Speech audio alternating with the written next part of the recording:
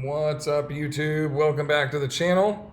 Good to have you all here. We are going to talk today about silver sneakers and a article that they have that came up here just not too long ago, June, 21st, talking about machine training for older adults. So let me start off by putting out my disclaimer that I do not dislike machines, though there might be a popular misconception out there that I don't like them.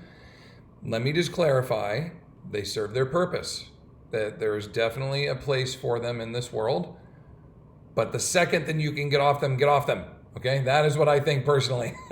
The second that you can get away from doing the machines, grab some free weights. You know why? Because life happens in motion without guardrails and without controlled ranges and seated positions and adjustable pulleys, and we're out and about, and spatial awareness is a real thing, okay? So if you're super weak, if you're rehabilitating, if you're just starting off and this is your starting point, God bless it, go for it, do your thing. I'm all in favor, but as soon as you can get away from the machines, in my professional opinion, move on. Okay? All right. There is a very nice video with a very nice man showing you how to do all these very nice machines and giving you some good instruction. It's hard for me to do this with a straight face because I swear I don't not like machines. I just think these are so much better. Free weights are so much better. But anyhow, this is a good article, okay? I'm not going to shit on it too much. I'm going to do my best here to get through this because I do support it. Okay. All right, there's a very good video. I like this guy. I don't know his name, the trainer that's on here, but he's a good dude. He does a lot of their social media stuff, and I like him. Silver Sneakers gets a little bit of a bad rap, okay? If you guys don't know what Silver Sneakers is, it's a program out there that basically partners with membership gyms and offers extreme discounts to seniors, to older adults. And let's say your gym membership is like $40 a month to come in, okay? What they do is they go, hey, we've got a crap load of people in our email program. You know, they've got millions of people inside the Silver Sneaker program. They're all older adults. Kind of like an AARP format. Like they've got a ton of people, okay? A ton. And they say, oh, if you're in Phoenix or wherever you live, this is a gym that's part of our program. And if you guys go there, you get 70% off. So for a huge price cut, the Silver Sneaker members get to come in for 30% or 20% or whatever it is. They get a massive discount. But your gym gets marketed to a ton of people. So if you're a membership-driven facility, Silver Sneakers is a good program to get a part of. If you're a private studio like us, every year when Silver Sneakers calls, I'm like, dude, I don't have a membership to come in here and I'm full. There's no purpose in me connecting with you.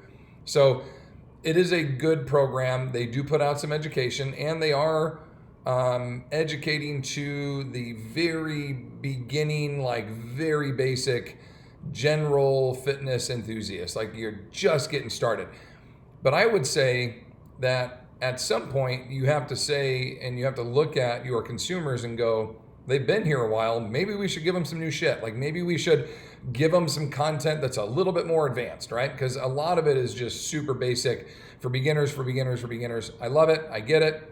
But let's do a little bit more, okay? I think they can do more. I love their social media. They're always talking about strength training, and they are encouraging. So I'm on board, okay? I'm with you guys. All right. The article. Let's get into the article. Okay. Talking about gym machine workouts, okay? And they're going to give you the 7 exercises they think that you should do. And they go through here and they talk about, what's good and bad-ish. Okay, first one, you're seated, so you have extra support, which if you need that is good. But also on the other side of things, if you're training to get to be stronger and to be more stable and to be able to support yourself, kind of not, the purpose of being on the machine. Like, again, this is why I say, like, if you're rehabilitating, then use the machines. But if you're not, get into free weight world, okay? They guide you through basic movement patterns, but keyword guide. Like they literally guide you. You can't go in the wrong positions, okay? Plus, a lot of the machines, when they adjust, they've got these little pull pins and these pads, all this stuff that have to adjust. If you don't have it just right, it slides up and down your shins. It pops up and over your knee. Like, it can be a little aggravating, if not a little dangerous. So they put on here, make sure, and the next slide here, make sure you get with somebody that knows what they're doing, get set up for success, go through the orientation, work with a professional, make sure all the settings are right.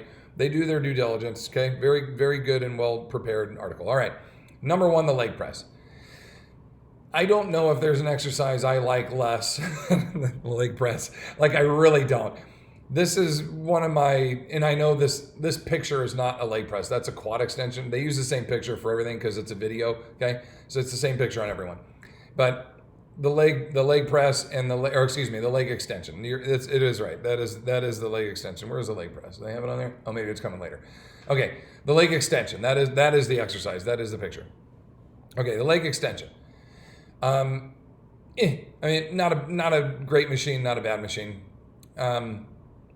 If you're looking to train your quads, especially if you have some type of injury and you're rehabilitating, I don't know how many times I'm going to say that, but it's there. Yeah, good machine. To finish my thought on the leg press, even though I think it comes in here, like, maybe I won't jump the shark. Okay, I won't jump the shark. Quad extension, okay. Would I rather you do squats, step ups, and lunges? Absolutely, but there is some benefit here. Number 1, when you get on the leg curl machine, make sure the pit of your knee, okay, the curve, right? The pit, like, oh, this is my arm pit, like your knee pit, okay, is literally like wrapped around the edge of the chair. Like, you want to be as far back as you can to make sure that the knee pit wraps the chair. That way you get the longest lever and the longest range of pull that you can. Then the shin pad needs to be right on your shoelaces, and maybe even a little bit lower, because when you extend it, it's going to slide up a little bit, okay? The lever that it's pivoting at, and the reason that I'm telling you your knee pit needs to be as close in there, the knee pit and the pivot arm of the leg extension machine, they're in the same line. Most machines, they're in the same line. So if you can line up the pivot arm with your knee or your kneecap, you should be able to create a lever that's pretty consistent with your leg, and the shin pad won't slide up and down on you, okay? But good thing, there's something called angle of pull, okay? The quads, there's 4 of them, 4 quads. They don't all cover the hip. The quadriceps is the only one that goes over, rectus femoris is the only one that goes over the hip. But all 4 quads, vastus medialis, lateralis, intermedius, and rectus femoris, all of them go over the top of the knee. They insert at the top of the patella, and then the patellar tendon goes from the musculature of the quad to the patella, and the patellar ligament goes from the top of the patella to the tibia. Okay, so, and there's a lot of debate on that as well. Is it a tendon? Is it a ligament? Just give me a break, okay? It's attached technically from muscle to bone as a tendon, from bone to bone as a ligament. So, all right, tomato, etc. All right, so that angle of pull going over the top of the knee, a little bit of a disadvantage when you consider flipping the other way, where the hamstrings, okay, are on the inside of the pivot arm. They don't have to reach over the top. The angle of pull is much more difficult for the quads. There's an argument to be made that that's why you have 4 quadriceps and only 3 hamstrings, but people forget about the gastrocnemius, which crosses the knee. That's another knee flexor. So really it's 4 to 4, okay?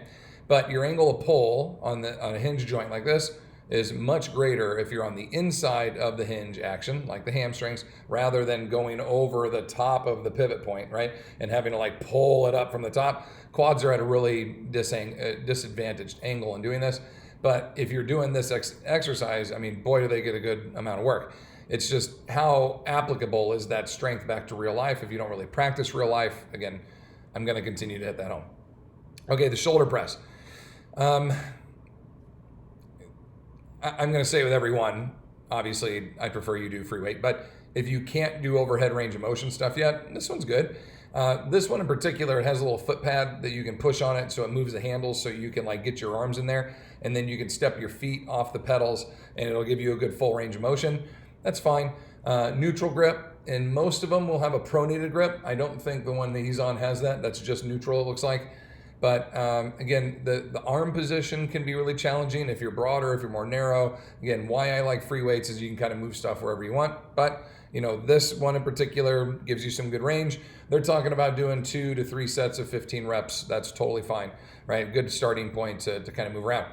Now, if people are going to follow this specific order, we'll come back to this. So pay attention to the order of the exercises as we go through, and I want to know why. Okay, why did we go quad extension to overhead press, and now we're back to leg curl? So I guess we could be going lower upper, right? Now leg curl, much better seated than in the prone position. There was an old prone machine. You would lay forward, you know, you got your ass sticking up in the air and you're doing hamstring curls, your butt's up in the, it's just a super uncomfortable position. All the blood's rushing to your face. It's a little bit vulnerable, I guess you could say. This is much better. The only negative is, again, if the machine is not set perfectly, getting into position here, you can hyperextend your knees, you can put the pad in the wrong spot and your kneecaps popping back and forth every time you curl it. It can get a little bit uncomfortable. So think about Silver Sneakers listening, because they just sent me an email. Reduce inflammation in our brand new video. Oh, I might have to do another video on that video. Okay, they're listening. Okay, so a hamstring curl, decent. I do like this better than laying forward in the prone position. Again, a little bit touchy. One of my favorite hamstring curls exercises right now is with the monkey foot, where you attach a dumbbell to your ankle and then curl it.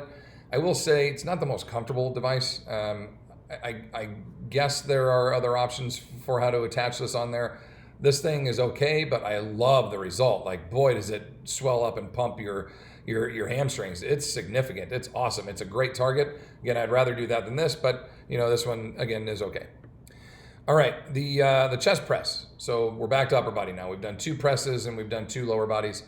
Again, it's got the little foot pad. Hoist machines.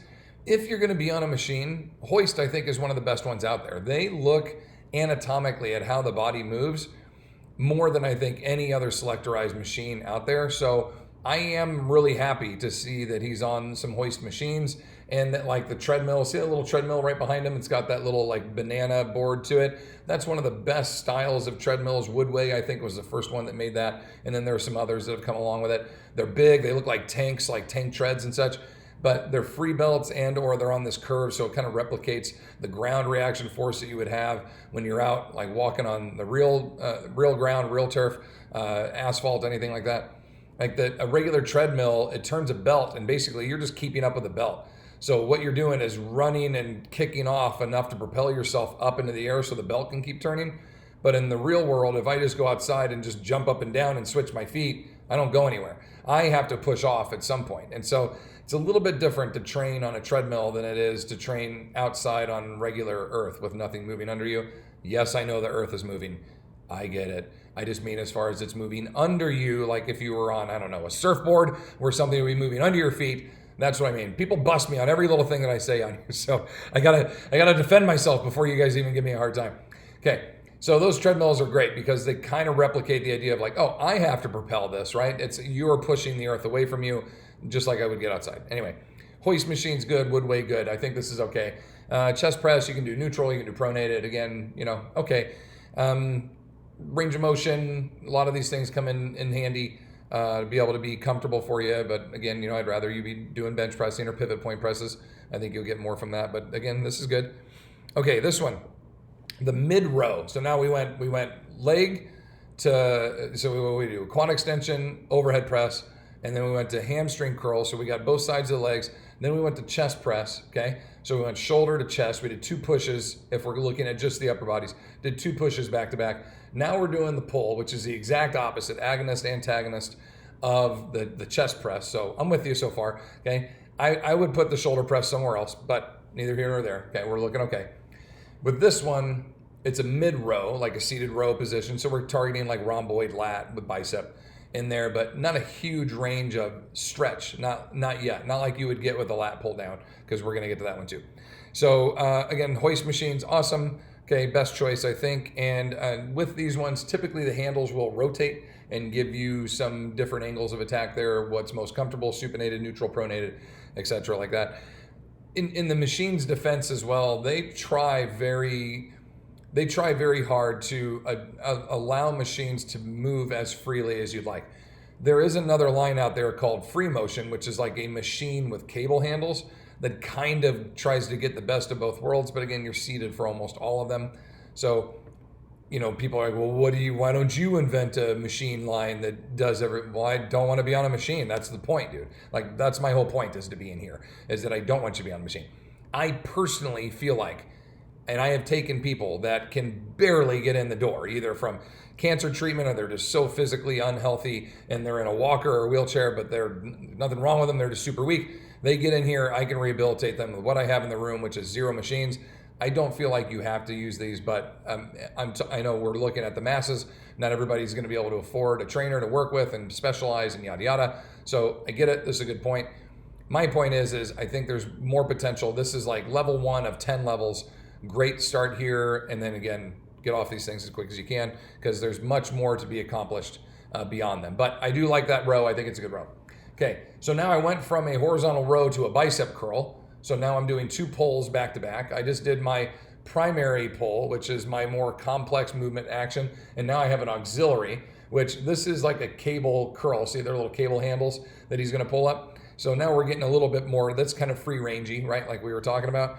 So we go to the bicep, and then we go to the lat pull down. So now I'm doing 3 pulls in a row, okay? So I did big complex pull, then little bicep auxiliary. Now back to the most difficult pull, which is this big stretching overhead range of motion. It's the biggest range, and I'm exhausted because I just did a horizontal row, complex compound movements, and auxiliary bicep curl. So now when I get to the lat pull down, my arms are smoked, my lats, my back, my biceps, everything that's supposed to be pulling on the most difficult angle of pull is now toast.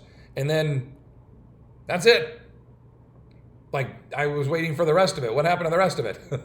There's no more. There was no leg press, no calf pump, no abduction, adduction. Where's all the other stuff? Where's the glute kickback, this and that?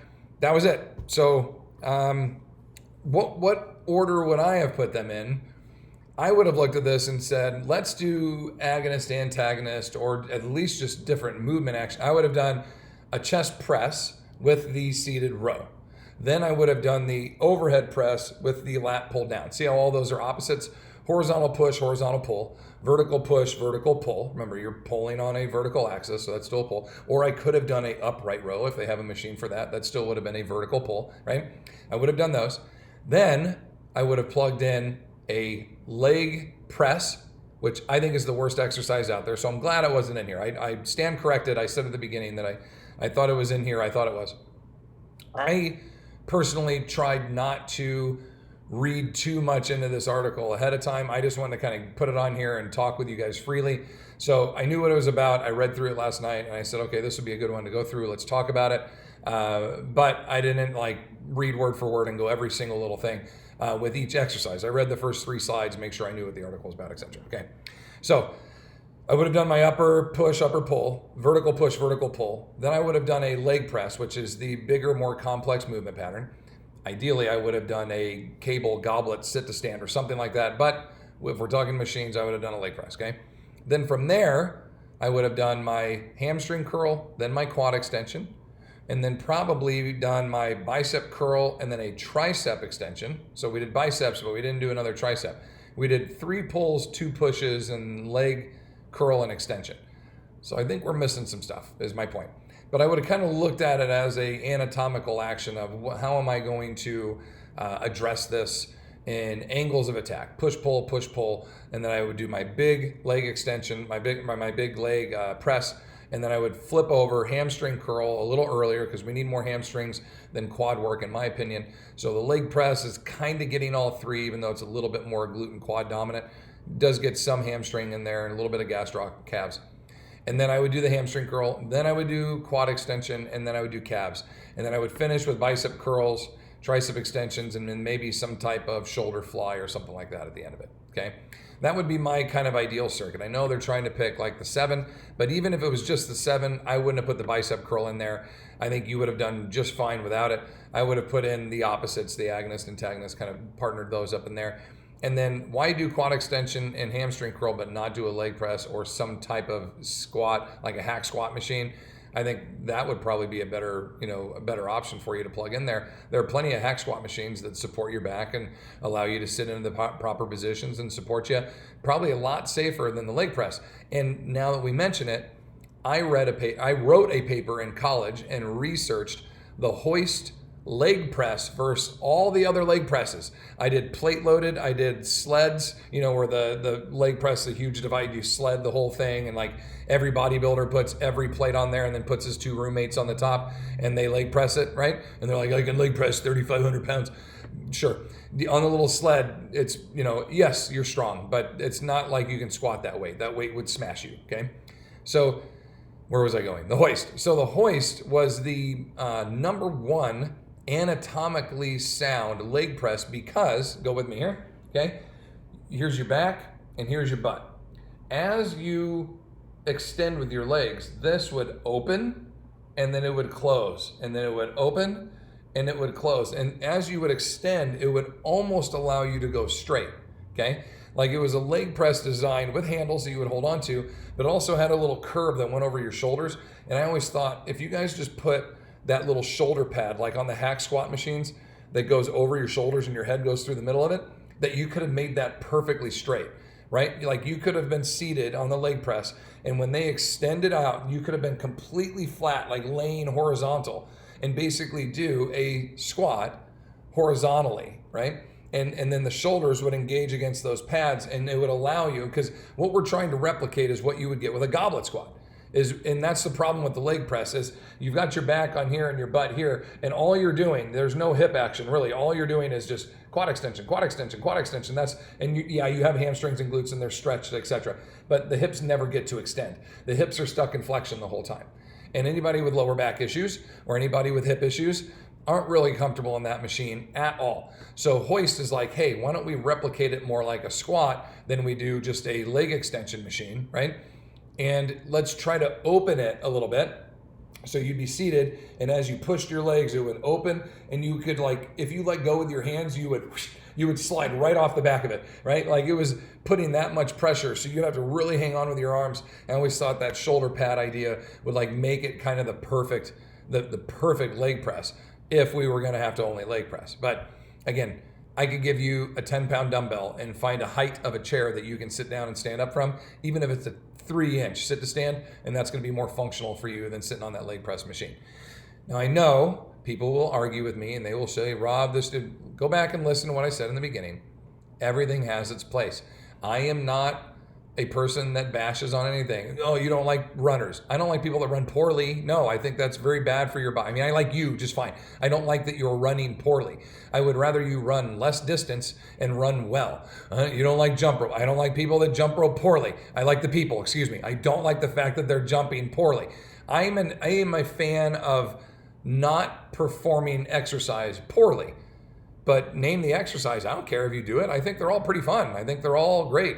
I like riding bikes. I like using machines. Not a whole lot, but I do. I like to swim. I like to run if I could with my hips. I like to do all this stuff. I like sports. I like being active. I like being fit.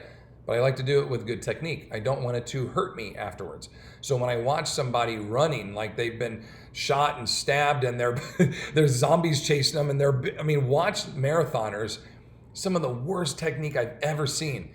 And I'm like, you can keep that terrible technique for 5-minute miles? That's crazy. Like imagine if you got with a coach who taught you how to run well, maybe you'd run 4:30 miles rather than 5s. Like you'll see fast people run with terrible technique. You will see really strong people lift with terrible technique. And you think if you just cleaned it up a little bit, how much better could you be? So I'm not anti-machine, anti-run. I'm not anti any exercise. Exercise with good technique. That is all that I ask. Are there different levels to this game? Absolutely, okay? Absolutely, there are different levels. And I feel like a free weight in motion out here, right, somewhere, is way better than a guided machine over there. And if that's what you need is step 1 of 10 to get to that, do it. Do it by all means. Make sure you hire somebody who knows what they're doing. Make sure you get all the settings correct so you don't hurt yourself. Make sure you don't take too huge jumps on the weights, because there's a false sense of confidence when you're on a machine and you think nothing can happen to me here. I'm stuck in this little action. I'm either going to make it or I'm not. Not necessarily, okay?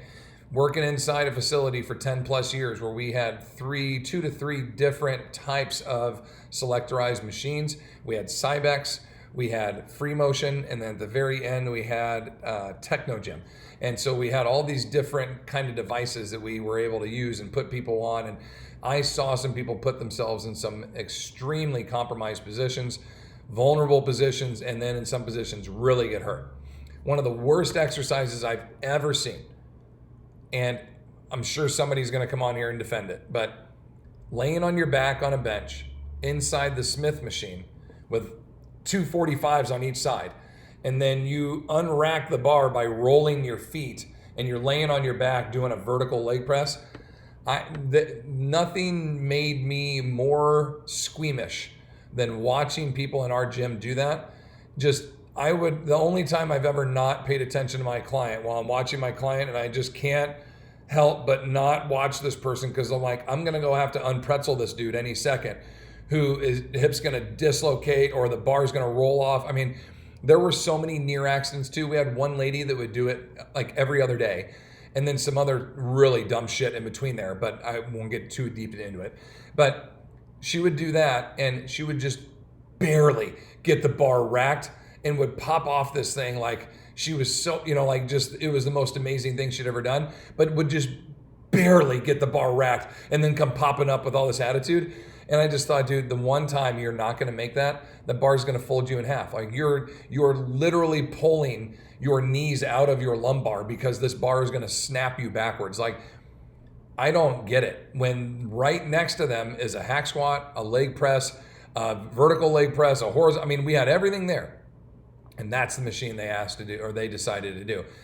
And almost every person I talked to, when I said, how did you learn this? They go, oh, a trainer taught me this a long time ago. And I would say, where does that trainer work now? And they're like, selling insurance, owns a gas station, like not in the industry anymore, okay? And I'm, generalizing, but wasn't a huge shock to me that they taught some dumb shit to these people, because in a world of fitness, everybody's like searching for this thing that separates them and that makes them unique. And like, I know this secret exercise that's going to make you lose all this weight and get all these strong. And a lot of them are, let's use the machine, but I'm going to use it in a different way. So on the pec deck, I'm going to put you on here backwards, and we're going to do reverse inverted chest flies for the abduction of your third serradial invertebra. And it's like, why do I need to train my third cerebral invertebra? Like, that doesn't need training on this machine. I'm just trying to lose some body fat here and get some shoulders. I want nicer shoulders. Simple works. The basics work. These machines are very simple. Use them right. Use them smart. When you get strong enough, you can go to free weights. Go do it. Okay? Go do it. I don't know if you're going to win an argument with me that the functionality and the functional strength that you get being on a machine is going to be more efficient than training in free motion, okay, in free weight life. Don't think you're going to win that argument. I am happy to have it, but I don't think you're going to win it, okay? And it's very simple. One is guided, one is not. And then when in life are you guided? Like, very rarely, if not at all. I can't think of a lot of people that were, strapped into their little elevator that takes them up the stairs and they fell out and broke their hip. Almost everybody's walking up and down the stairs or walking on the ground or slipping on ice when they break their hip. That's my point. We are in space. Let's train in space. We have that saying, practice how you play. I think we're there. I think we get it. I think I've gone on long enough. I think my point has been made. Hey, do me a favor. Will you guys subscribe to my channel? I would really appreciate it. If you don't currently subscribe, would you please subscribe? And if you could, share this out with some other people. I'm really trying to grow the page. And if you enjoyed this content, tell your friends. Send it to them, email it to them. Like, help me spread the word here a little bit. A half hour of me giving some experience and some stuff. And I'm not charging, I'm not doing ad reads, I'm not doing anything like that. I'm not selling a membership. Just, would love to have your subscription. I want to grow my subscribers and try to get a little bit bigger reach on here so I can do more of these, because I kind of enjoy this. And I've got a list I went through the other day and found a ton of articles that I can do this with. So if you enjoyed this, if you liked this, and you learned some good things and you want me to keep doing it, please subscribe. Help me grow the channel. I appreciate you. Head over to trainingtheolderadult.com if you have any other questions about any of the other services that I offer. And I'll see you in the next one. Take care.